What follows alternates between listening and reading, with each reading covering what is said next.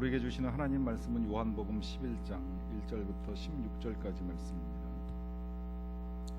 신약성경 165면 요한복음 11장 1절부터 16절까지 말씀입니다. 이 계시의 말씀을 제가 받들어 읽어드릴 때 살아계신 주님의 음성을 들으실 수 있기를 바랍니다. 어떤 병자가 있으니 이는 마리아와 그 자매 마르다의 마을 베다니에 사는 나사로라. 이 마리아는 향유를 주께 붓고 머리털로 주의 발을 닦던 자요, 병든 나사로는 그의 오라비니더라. 이에 그 누이들이 예수께 사람을 보내어 이르되 주여 보시옵소서, 사랑하시는 자가 병들었나이다 하니 예수께서 들으시고 이르시되 이 병은 죽을 병이 아니라 하나님의 영광을 위함이요 하나님의 아들이 이로 말미암아 영광을 받게 하려 함이라 하시더라. 예수께서 본래 마르다와 그 동생과 나사로를 사랑하시더니 나사로가 병들었다함을 들으시고 그 계시던 곳에 이틀을 더 유하시고 그 후에 제자들에게 이르시되 유대로 다시 가자 하시니 제자들이 말하되 랍비여, 방금도 유대인들이 돌로 치려 하였는데 또 그리로 가시려 하나이까? 예수께서 대답하시되 낮이 12시간이 아니냐? 사람이 낮에 다니면 이 세상의 빛을 보므로 실족하지 아니하고 밤에 다니면 빛이 그 사람 안에 없는 고로 실족하느니라. 이 말씀을 하신 후에 또 이르시되 우리 친구 나사로가 잠들었도다. 그러나 내가 깨우러 가노라. 제자들이 이르시되 주여 잠들었으면 낫겠나이다 하더라. 예수는 그의 죽음을 가리켜 말씀하신 것이나 그들은 잠들어 쉬는 것을 가리켜 말씀하심인 줄 생각하는지라. 이에 예수께서 밝히 이르시되 나사로가 죽었느니라. 내가 거기 있지 아니한 것을 너희를 위하여 기뻐하노니 이는 너희로 믿게 하려 함이라. 그러나 그에게로 가자 하시니 디두모라고도 하는 도마가 다른 제자들에게 말하되 우리도 주와 함께 죽으러 가자 하니라. 제가 오래전에 사역하던 교회에서 여집사님 한 분이 병원에서 암 진단을 받고 수술을 하시게 되었습니다. 병원에 입원하시고 수술을 앞두셨을 때 신방을 간 일이 있습니다. 신방을 가서 집사님을 만나게 되었는데 좀 상황이 의아했어요. 그동안에 제가 목회를 하면서 여러 환자들을 만나고 또 병상 신방을 하는 일들이 종종 있기는 했습니다만 여느 때하고는 좀 다르다는 생각이 들었습니다. 이유인즉슨 환자가 환자복을 입고 계시기는 하지만 굉장히 분주하시더라고요. 그리고 그 옆에 통상적으로는 이제 그런 환자가 계시면 가족들이 와서 함께 아파하고 힘들어하면서 기도하고 예배하는 일들을 하게 되는데 옆에 간병해 주시는 분들이 한 분도 안 계셔요. 그리고 환자 대신 집사님은 계속 통화를 하시느라고 정신이 없으시더라고요. 옆에서 지켜보면서 도대체 무슨 일이시냐 말씀을 여쭤봤더니 지금 아들이 사고를 쳐가지고 이 경찰서에 가 있는데 수습을 해야 되는데 수습이 안 돼서 그렇다. 그럼 아저씨 이제 남편 되시는 교회 안 다니시는 분은 어디 계시냐 여쭤봤더니 이 부인 병나고 애가 경찰서 가니까 화가 나가지고 술을 마셨는데 술 마시다 쌈이 나가지고 또 남편은 남편대로 지금 파출소에 가서 앉아 있다는 거예요. 그 문제를 해결하려다 보니까 이 경찰서로 파출소로 전화하고 뭐 이 사람 저 사람 연락해서 도와달라고 부탁을 하려다 보니까 환자는 환자인데 전혀 환자 같지 않은 모습으로 분주하게 움직이고 계시더라고요. 듣고 제가 처음 이런 말씀을 드렸어요. 도대체 암이 집사님 댁 가정처럼 이렇게 암으로 대접 못 받는 집도 제가 처음 봤습니다. 보통 암 그러면 진짜 식구들이 다 달라붙어서 어떻게든 빨리 수술받고 치료받고 건강하게 되기를 위하여 기도도 드리고 여러 가지 일들을 하게 될 터인데 환자 한 명 달랑 병원에 두고 온 식구들이 뿔뿔이 흩어져서 이런저런 일들로 정신이 없으니 참 안타깝습니다 하는 말씀을 드렸던 것이지요. 그런 상황에서 목회자인 제가 찾아가서 그래도 하나님 사랑하십니다. 그래도 하나님께서 집사님 가정을 도와주실 것입니다. 말씀을 전하는 것이 쉽지 않다라고 하는 생각이 들었습니다. 사실 그런 상황에서 하나님이 나를 사랑하신다, 하나님이 나를 도와주실 것이다, 하나님이 나를 위하여 어떤 기적을 베풀어 주실 것이라고 기대를 갖는다는 것이 쉽지 않습니다. 하나님이 사랑하시는데 어찌 이런 질병이 임하는가, 이 자체만으로도 견디기 힘든 일인데 그 하나님께서 사랑하시는 집사님의 가정에 몰아닥친 여러 가지 우환과 환난, 이것들을 감당하는 과정 중에 하나님의 사랑 느낀다는 거 어렵지요. 우린 사랑보다는 오히려 의심이 커집니다. 오히려 하나님의 사랑을 느끼기보다는 하나님을 향하여 우리의 마음속에 배신감이 찾아 들어올 수도 있습니다. 이유는 우리가 너무 사랑한다라고 하는 생각이 컸기 때문에 그 배신감이 상대적으로 더 커질 수도 있다라고 하는 것입니다. 오늘 하나님께서 여러 가정들을 사랑하시지만 그 가운데서도 특별히 사랑하시는 가정을 오늘 우리가 보게 되는 이 나사로의 가정으로 꼽습니다. 물론 하나님의 사랑에 차별이 없기 때문에 어떤 가정을 더 사랑하시느냐 덜 사랑하시느냐를 구분하는 건 쉽지는 않은데요. 그런데 그 와중에도 특별히 이 가정을 향한 이 성경의 표현이 반복적으로 하나님께서 사랑하시는 가정이라고 하는 표현을 자주 사용합니다. 아마도 사랑도 하시지만 정이 많이 들었기 때문이라고 여겨집니다. 이 나사로의 가정이 베다니에 자리를 잡고 있는데 예수님께서 갈릴리에서 예루살렘으로 오가시는 길에 이 지역을 지나시게 되고, 그러다 보니까 이 집에서 식사도 하시고 또 때로는 이 집에서 주무시기도 하시면서 나름 이런저런 정이 깊어졌을 것이라고 볼 수 있습니다. 또 그런데다가 이 가정에 부모님이 안 계십니다. 나사로와 누이인 그 자매들인 마리아와 마르다 3남매가 살고 있는데 부모님이 계시지 않다 보니까 예수님이 더 특별한 애정을 가지고 돌봐주셨으리라고 생각을 할 수 있습니다. 그러다 보니 이 가정이 사랑을 받는 가정이신 것만큼은 틀림이 없는데, 문제는 이 가정의 가장이라고 할 수 있는 이 나사로가 병이 들었습니다. 그것도 죽을 병입니다. 뭔가 앞뒤가 안 맞는 것 같지 않습니까? 예수님이 사랑하시는데 병이 듭니다. 이런 것들 때문에 우리가 하나님의 사랑을 의심합니다. 병들면, 사랑하시면 병을 막아주셔야 되는 것이 맞지 않습니까? 사랑하시는 가정을 지켜주시고 보호하신다고 하나님은 너를 지키시는 자라고 하시는 말씀을 늘 들려주시는데, 왜 그 가정에, 그것도 이 불우한 가정의 가장이라고 할 수 있는 남자가 병이 들어서 온 식구가 근심에 빠지고 어려움을 겪게 되는지, 이 일을 겪게 되면 의심이 생기지요. 그 의심이, 제가 배신감이라고 말씀드리는 이유는 그만큼 주님에 대한 기대가 컸기 때문입니다. 그리고 사랑과 신뢰가 깊었기 때문에 그 배신감은 커질 수밖에 없습니다.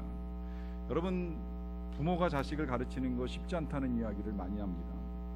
아이들 공부를 가르치는데 부모가 자녀에게 직접 공부를 지도하는 건 정말 어렵습니다. 저도 몇 차례 시도를 해보았지만 이와 같은 시도를 계속 하다가는 딸과의 관계가 악화될 수도 있겠구나라고 하는 생각을 가지고 포기한 적이 몇 번 있습니다. 왜 그럴까요? 부모와 자녀와의 관계는 사랑으로 얽혀 있습니다. 어떤 형태로든 자녀는 부모가 나를 사랑한다는 걸 알고 있고요, 부모도 자녀를 사랑합니다. 그런데 공부를 가르치다 보면 아이를 기도하는 과정 중에 답답하니까 목소리도 올라가고, 또 경우에 따라서는 매를 드는 일이 있을 수가 있습니다. 이건 어쩔 수 없는 일일 수 있습니다만은, 문제는 그 같은 일들을 하게 될 때 자녀의 입장에서 볼 때는 이게 엄청난 충격입니다. 부모님이 나를 사랑하시는데 나한테 들려주는 말씀이 감당이 안 됩니다. 또 부모님이 나를 사랑하시는데 매를 든다라고 하면 이 또한 힘든 일이 될 수밖에 없습니다. 그러다 보니까 부모가 자녀를 가르치는 거 어렵지요. 그래서 부부간에 절대 해서는 아니 될 일 가운데 한 가지로 꼽는 것이 운전을 가르쳐 주는 것이지요.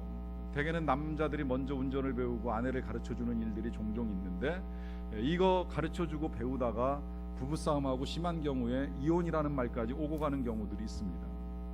이 근간에는 부부간의 깊은 사랑과 신뢰가 있습니다. 그런데 운전이라고 하는 거 하나 때문에 하다 보면 답답해서 또 사고 날까봐 위험하니까 언성이 높아지고 소리를 지르는 일이 있다 보면 듣는 쪽에서는 이게 또 충격이 되는 거예요.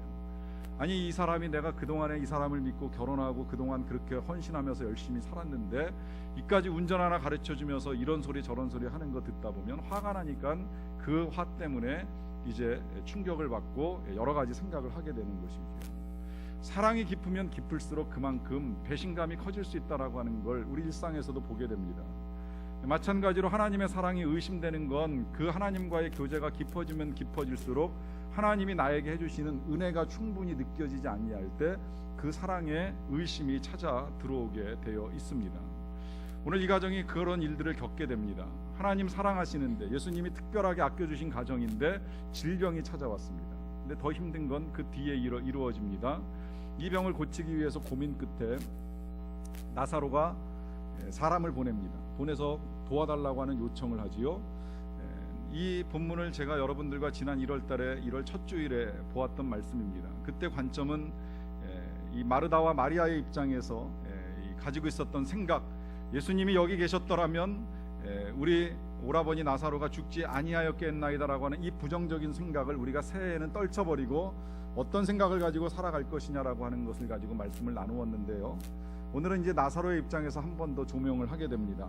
나사로의 입장에서 생각해 보면 지금 자기가 가지고 있는 질병이 처음부터 그렇게 심각했을지는 모르겠어요. 그러나 시간이 지나면서 몸을 더 이상은 일으킬 수 없고 이러다가 내가 죽을 수도 있겠구나라고 하는 생각 끝에 죽어가면서 그가 마지막으로 혹은 최선이라고 생각했던 것이 예수님을 부르는 것이겠지요.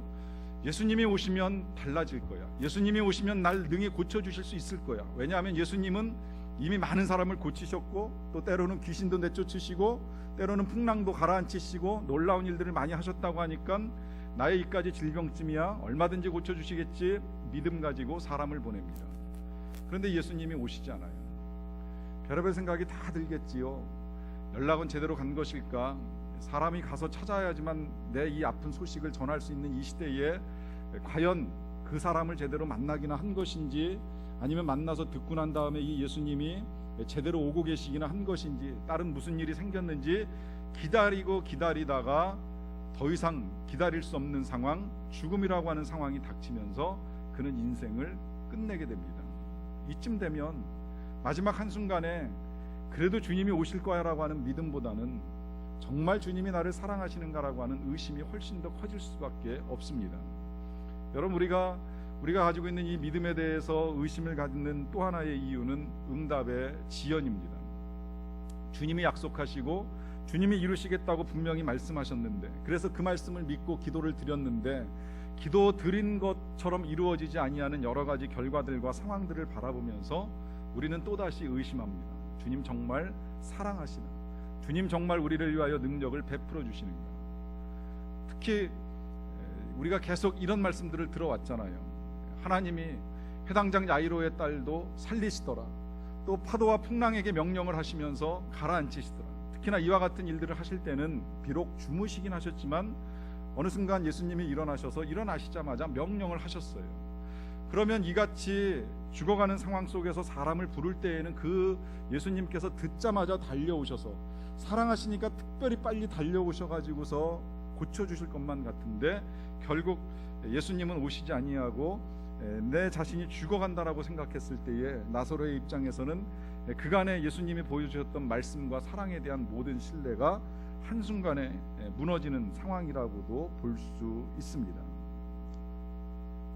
자, 이런 상황 속에서 이제 나사로가 보지 못했던 한 부분에서 일어나고 있는 예수님의 사건이 뭐냐면, 예수님이 제자들하고 대화를 나눠요. 뭐라고 대화를 나누시느냐면, 제일 먼저 찾아왔던 사람들과 말씀하실 때는 이렇게 말씀하셨어요. 이 병은 죽을 병이 아니라 하나님의 영광을 위함이요 하나님의 아들이 이로 말미암아 영광을 받게 하려 함이라. 일단 죽을 병이 아니라고 말씀하셨고요. 또 이 병은 하나님의 영광과 하나님의 아들이 영광을 받게 될 것이라고 말씀하셨습니다. 그 다음에 또 제자들 보고 가자고 말씀하실 때, 나사로가 이제 이미 세상을 떠나고 난 다음에 가자고 하실 때에 그때는 뭐라고 말씀하시냐면, 우리 친구 나사로가 잠들었도다 그래요. 그러나 내가 깨우러 가노라 하면서 잠들었다고 말씀하십니다. 제자들이 이 말씀을 이해하지 못해요. 여기서 제자들이 이해하지 못한 건 죽었다는 소식을 들었기 때문이 아니라 아직은 모릅니다. 죽었다는 소식은 아직 전달이 된 것 같지 않아요. 다만 이제 다급하게 찾아온 사람이 병들었다고, 죽을지도 모른다고 하니까 제자들 입장에서는 잠들었다는 말이 이해가 안 되니까 이렇게 말하는 거죠. 차라리 잠들었으면 좋겠네요. 그런데 지금 나사로는 죽을 병이 들렸다라고 하는데 죽었을지도 모르잖아요. 그런 식으로 지금 말씀을 드리고 있는 거예요. 그러니까 예수님이 분명하게 뭐라고 정리를 해주시냐면, 나사로는 죽었다. 그러나 내가 거기 있지 아니한 것을 너희를 위하여 기뻐한다. 이는 너희로 믿게 하려 함이라 하면서 죽었다고 말씀하세요. 그리고 기뻐하신다고 말씀하세요. 여러분, 이 말씀들이 지금 우리는 이제 정리해가면서 듣고 있습니다만은 듣는 제자들 입장에선 굉장히 혼란스럽습니다.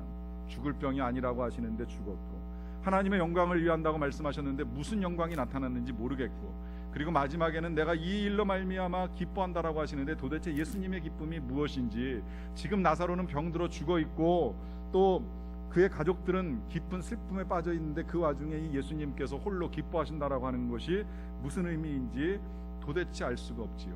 이렇게 지금 예수님과 제자들의 대화가 진행되는 동안에 나사로는 세상을 떠났습니다. 그리고 무덤에 묻혔습니다. 정확하게 표현을 해드리면 무덤에 갇혔다라고 하는 것이 맞습니다. 이스라엘의 무덤은 우리하고 좀 달라서 동굴을 팝니다. 동굴을 파고 시신을 넣고서 큰 돌로 그 동굴을 막게 됩니다. 그렇기 때문에 시신의 입장에서 뭐 생존하지 아니하지만 의식할 수 있다면 묻혔다기보다는 이제 갇혀 있다라고 하는 것이 좀 더 정확한 표현인데요.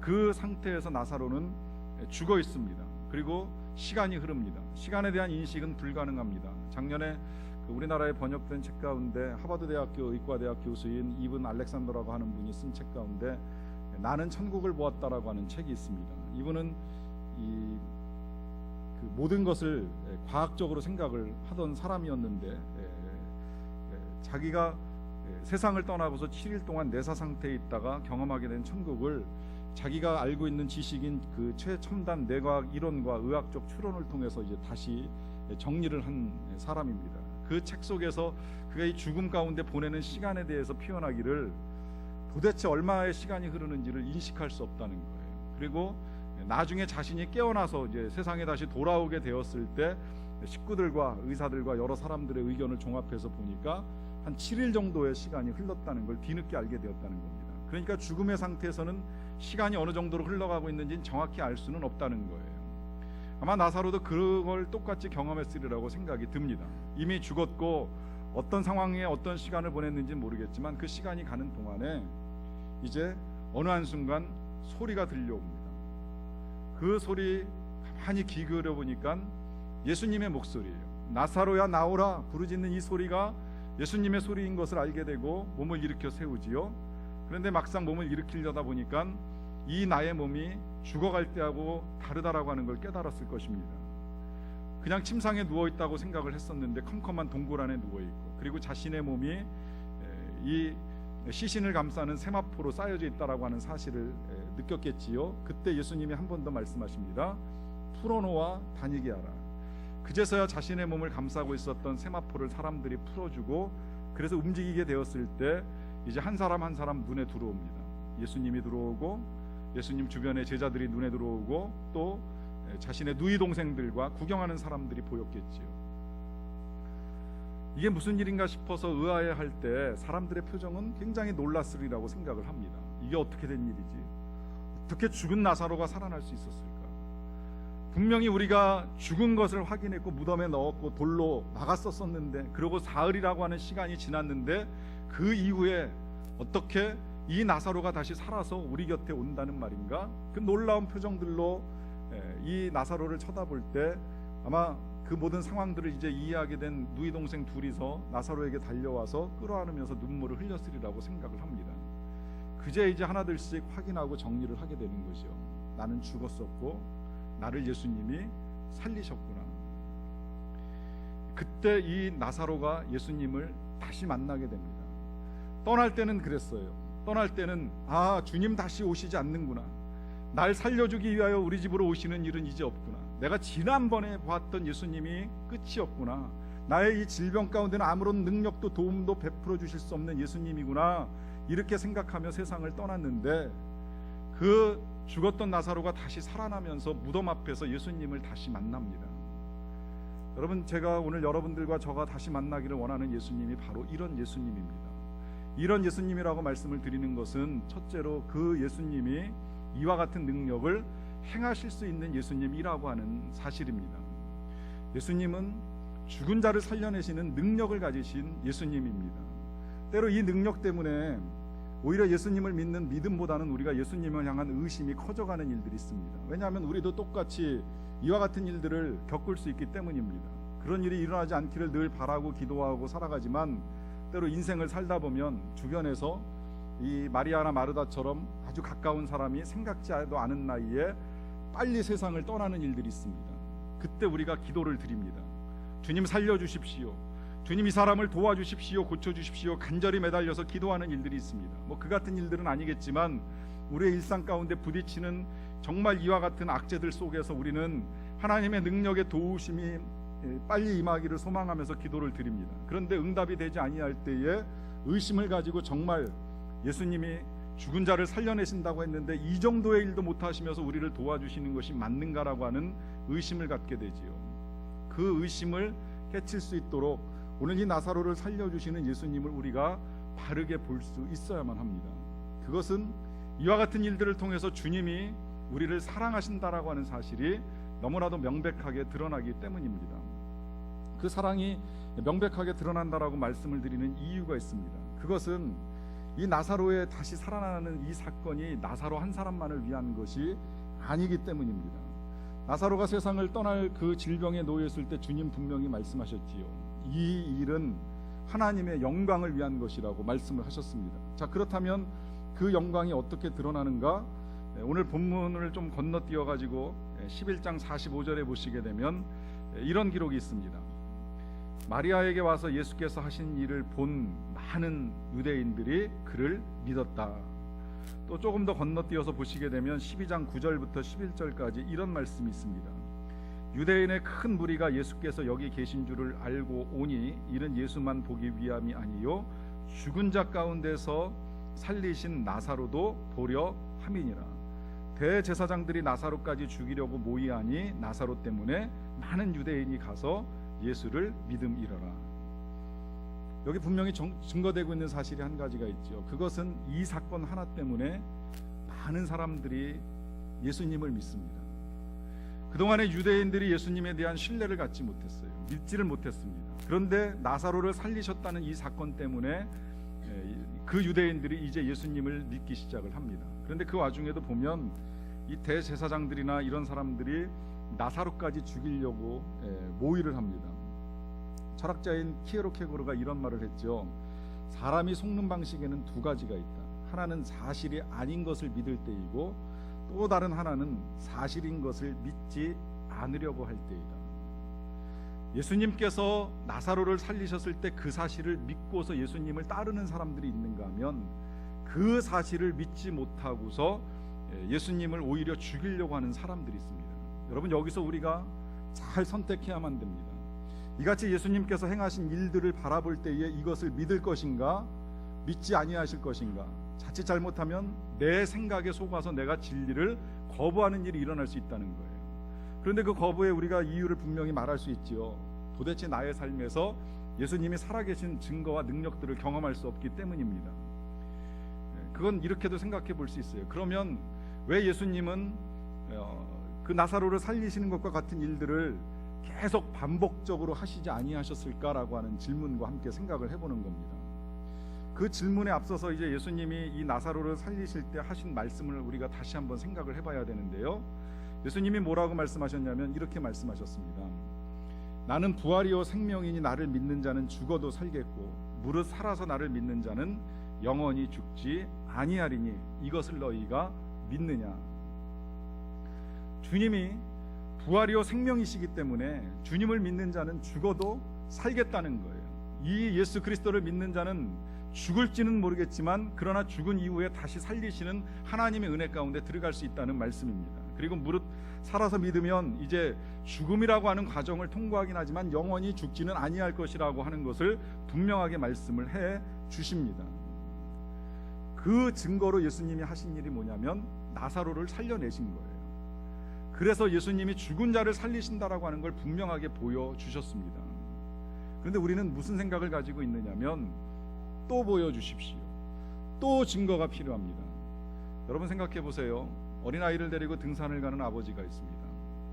아이를 데리고 산 꼭대기까지 올라갈 때 그 아이를 업기도 하고 안기도 하고 때로는 무등에 태우기도 하면서 산에 올라갑니다. 올라가서 산 언덕에 쉴 때 아이가 생각할 때 아버지는 대단합니다. 자기는 혼자서 올라오는 것이 힘들어서 아버지에게 안기기도 하고 또 업히기도 하면서 여기까지 왔는데 우리 아빠는 기운이 세가지고 나를 여기까지 업고 안고 이 꼭대기까지 올라왔다. 이 사실만 해도 굉장히 놀랍거든요. 그런데 아빠는 정말 힘이 센 것 같아, 아빠 대단해 말하는 그 말에 우쭐해가지고 아빠가 자신의 힘을 과시하기 위해서 주변에 있는 무거운 돌을 갖다가 아이에게 들어보라고 할 때가 있어요. 들까요? 못 들까요? 못 들죠. 자, 아빠가 그 아이가 꼼짝도 할 수 없는 그 돌을 번쩍 치켜듭니다. 보는 것만으로 아이에겐 대단한 일인데 그 아이 보는 앞에서 한 번 더 힘을 과시하기 위해서 이 아버지가 그 돌을 집어가지고 던졌어요. 아이의 입장에서 봤을 땐 정말 대단한 일이에요. 꼼짝도 못하게 움직일 수 없는 그 무거운 돌을 아버지는 번쩍 들어가지고 던지기까지 하는 이 아버지는 적어도 어린아이의 눈에 있어서만큼은 슈퍼맨입니다. 자, 이 한 번으로 충분히 아버지가 갖고 있는 능력을 아이에게 다 보여줬어요. 한 번이면 충분합니다. 그런데 그 아이에게 똑같은 일들을 반복하면서 그 산 언덕에 있는 모든 돌들을 다 집어다가 이리 던지고 저리 던지고 하면서 할 필요가 있어요, 없어요? 없지요. 한 번만으로도 내가 너보다 훨씬 더 기운이 세고 능력이 있다는 걸 충분히 보여주었기 때문이에요. 예수님께서 일일이 많은 사람들을 다 살려내시지 아니하시는 이유는 이 한 가지입니다. 한 번 보여주신 거예요. 아니, 실상은 한 번이 아니라 이미 여러 번 보여주셨지요. 우리가 본 대로 회당장 야이로의 딸도 살려내셨고요. 우리가 이번에 보진 않았습니다마는 나인성에 사는 여인의 아들도 살려냅니다. 그리고 마지막으로 무덤 속에 들어간 이 나사로까지 살려냄으로 인하여서 그 어떤 사람이라도 능히 살려낼 수 있는 능력의 하나님, 그분이 바로 우리 예수님이신 것을 분명하게 보여줍니다. 그런 면에서 만난 이 나사로가 만난 예수님은 이 나사로를 선택적 모델로 사용하신 거예요. 그러니 나사로가 얼마나 감사한 일입니까? 죽어갈 때는 몰랐지만 우리 예수님께서 나를 통해서 예수님의 능력을 드러내셨다. 나를 통해서 부활의 증거를 삼으셨다. 내가 죽어갈 때 그 깊은 의심과 배신감에 흔들렸지만 이런 나를 다시 살리심을 통하여서 주님이 나를 사랑하신다라고 하는 사실을 분명하게 드러냈다라고 하는 이 사실 앞에 감사하고 감격하는 것입니다. 실제로 우리나라에서 죽음은 아니지만 이제 죽음과도 같은 질병 때문에 오랫동안 고생하셨던 분이 한 분 계십니다. 대학을 다닐 때 갑자기 근육이 마비가 되는 병에 걸렸어요. 여러 병원 다니면서 진단받아 보니까 근육 무력증이라고 해서 서서히 근육이 마비되는 질병입니다. 근육이 마비되면 이제 점점 활동이 불가능해집니다. 할 수 있는 일들이 점점 제한돼요. 걷는 것도 어려워지니까 학교를 가지 못하고 공부를 멈췄습니다. 그리고 할 수 있는 것이 없다 보니까 집에서 하는 일이 기도하는 일, 성경 보는 일, 책 보는 일, 그리고 신문 보면서 필요한 자료들 있으면 정리하는 일, 이게 할 수 있는 일의 전부였어요. 그래서 그 일로 5년 세월 동안을 보내면서 이 병과 싸웠던 분이 있습니다. 그런 그가 나중에 이제 다시 살아나게 되어서 사업도 하고 경영을 하게 되었을 때 그가 그 5년의 세월을 되돌아보면서 이런 말을 합니다. 질병과 싸우는 시간은 힘들었습니다. 그럼에도 불구하고 알게 된 것은 하나님께서 나를 기업가로 만들기 위하여서 필요한 두 가지를 준비시켜 주셨습니다. 첫째는 하나님의 기업을 세우기 위하여서 하나님의 뜻에 맞는 정직한 경영을 위한 신앙적 준비를 시켜주신 것이고, 또 하나는 다방면에서 많은 사람들을 이끌어갈 수 있도록 필요한 지식을 준비하고 해서 경영을 할 수 있도록 충분히 준비를 갖춰 나가는 일이었다라고 하는 것입니다. 이 두 가지의 준비가 끝난 다음에 그는 사업을 시작을 해서 처음엔 작은 구멍가게 같은 사업으로 시작을 했지만 현재는 많은 사람들이 알고 있는 이랜드라고 하는 그룹을 세울 수가 있었습니다. 그 그룹의 회장인 박성수 회장이 5년 동안 병과 싸웠지만 그 세월이 흐르고 난 다음에 다시 하나님이 주신 삶의 기회들을 가지고 해나가게 된 일들 가운데 간증하는 것들입니다. 여러분, 우리가 혹시라도 이 나사로 같은 일들을 겪게 될 때, 아니면 이랜드의 박성수 회장 같은 일들을 겪게 될 때 반드시 기억해야 될 것이 있습니다. 여기서 이와 같은 일들을 겪는다라고 하는 것은 그 같은 재앙을 겪는 것을 의미하는 것이 아니라 그와 같은 어려움 가운데 우리 마음속에 의심이 찾아들어올 때를 말합니다. 우리 마음속에 하나님을 향하여 생길 수 있는 배신감이 찾아들어올 때 기억해야 되는 것입니다. 그럴지라도 하나님께서 우리를 사랑하신다라고 하는 사실입니다. 하나님의 응답이 지연되고 더디다고 할지라도 그것 때문에 우리를 향한 하나님의 사랑이 끊어진 것이 아니라고 하는 것입니다. 더 나아가서 그 일은 현재에는 내가 풀어야 되고 내가 해결해야 되고 또 때로는 내가 넘어서야 되는 큰 산이 될지는 모르겠지만 이 일은 다른 누군가에게는 증거가 됩니다. 그러다 보니 하나님이 분명하게 말씀하십니다. 이 일은 아버지의 영광을 위한 것이요 아버지께서 기뻐하시는 일이 될 것이라 말씀하시는 것입니다. 우리에게 주어진 삶의 상황들이 그렇게 쓰임받을 것에 대한 믿음이 필요합니다. 그 믿음 가지고 나아갈 때 하나님이 우리를 살려주시고 도와주시는 은혜를 경험하고 이 일을 증거하며 살아갈 수 있는 저와 여러분들이 되실 줄로 믿습니다. 기도하시겠습니다. 사랑하는 성도 여러분들께 질문을 드립니다. 여러분들은 혹시 하나님의 사랑을 의심하셨던 적은 없으신지요? 응답이 더뎌서 내가 원하는 일들이 이루어지지 아니하여서 내 삶의 상황이 너무 힘들다 보니까 그것 때문에 나를 향한 아버지 하나님의 사랑이 의심되고 혹은 배신감이 들고 그래서 하나님을 떠나고 싶은 생각이 들었던 적까지 있으셨던 것은 아니신지요? 여러분, 오늘 이 시간에 주님이 우리에게 분명하게 말씀하고 계십니다. 이 일은 결코 죽을 일이 아니라고, 이 일을 통하여 하나님의 영광이 나타날 것이라고, 이 일을 통하여 많은 사람들에게 증거가 드러나게 될 것이라고 분명하게 말씀하고 계십니다. 그렇기 때문에 오늘 우리가 이 시간에 이렇게 기도를 드렸으면 좋겠습니다. 하나님, 현재의 상황이 감당할 수 없을지라도 하나님의 사랑을 신뢰하기 원합니다. 하나님의 사랑을 믿고 나아갑니다. 그리고 주님께서 일으키실 변화와 놀라운 증거들을 통하여 내가 하나님의 사랑을 드러내고 그 사랑을 알리는 일에 쓰임받기를 원합니다. 이런 고백을 가지고 하나님 앞에 나아가는 시간을 갖도록 하겠습니다.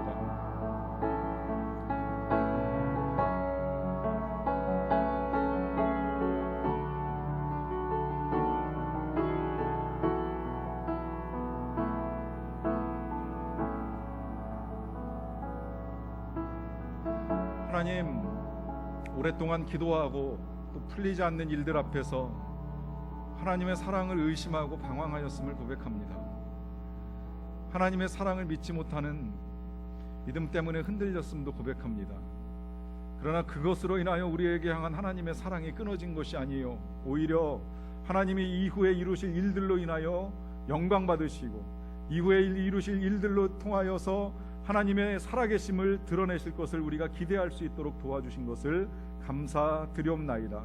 믿사옵고 나아가옵나니 하나님 일하시고 하나님 행하시는 일들을 통하여 하나님께서 영광 받아 주시옵소서. 예수님의 이름으로 기도하옵나이다.